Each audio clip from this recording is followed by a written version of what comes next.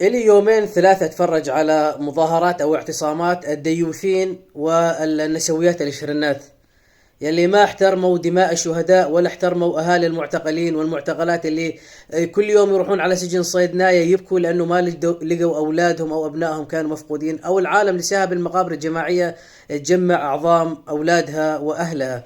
ما خجلوا نهائيا، بدهم دولة ملحدة، دولة علمانية إلحادية، بدهم يشربوا خمور ويسكروا ويسكي والخنازير الديوثين والسافرات، ما احترموها نهائيا.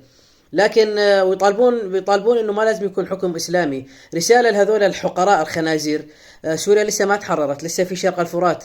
مو انتم تؤمنون بالديمقراطيه والمساواه بين الرجل والمراه؟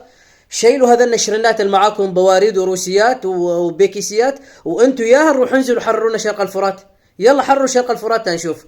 مو انتم تؤمنون بالمساواه وما بدكم اسلاميين؟ الاسلاميين يطلعون يصفون على جنب، خلاص ما ظلهم شغل الإسلاميين، روح حررونا شرق الفرات.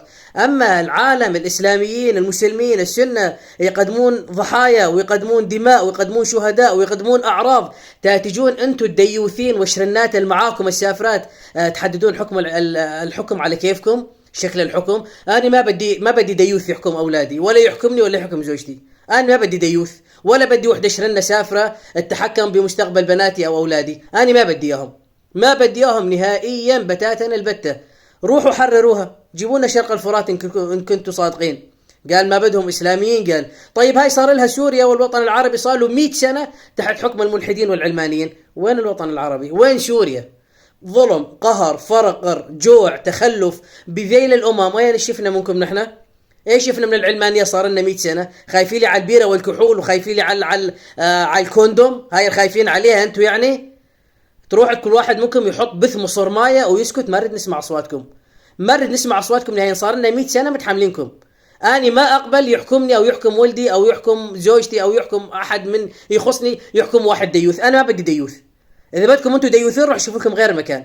نعم صار لنا 14 سنه صابرين حتى يجينا انسان يحكمونا بما انزل الله وما انزل على رسوله. ما بدي ديوث ثاني. صار لنا 100 سنه شبعنا من الديث، ديثنا لحد تداخ مخنا، خلاص ما عاد بدنا دياثة. إذا بدكم دياثة روحوا شوفوا بغير مكان أحسن ما تنسحقون بالصرامي وبالجزم.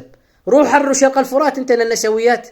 روح المنتن على أساس انت هاي والشبيحة كانت أيمن زيدان اللي شرنا وما أعرف كم وحدة معاها طالعات لي طالبا بالحقوق. وين عن مغتصبات صيدناية؟ وين ما سمعنا صوتك؟ والله انت اللي كنت تبلغ عن النسوان وكنت تودون للجنود حتى يغتصبون. لأن استغفر الله العلي العظيم، استغفر الله العلي العظيم 1000 مرة. روحي شيل سلاحك انت وهذا الديوث المعاك وروحوا حرروا شرق الفرات. يلا مو ما بدكم اسلاميين؟ روحوا يلا حرروا شرق الفرات. ما نثق بكم لانكم ديوثين، ديوثين ما تتسلمون سلطه ولا تتسلمون واجهه ولا تتسلمون شغل. خارجكم تكونون تحت الجزم تحت الصرامي بس فقط، تاكلون مع العالم تشربون مع العالم، صوت ما يطلع لكم. لكم 100 سنه طالع صوتكم ما شفنا منكم شيء، من خلف الى اخلف، من سفل الى اسفل. ايش شفنا منكم نحن؟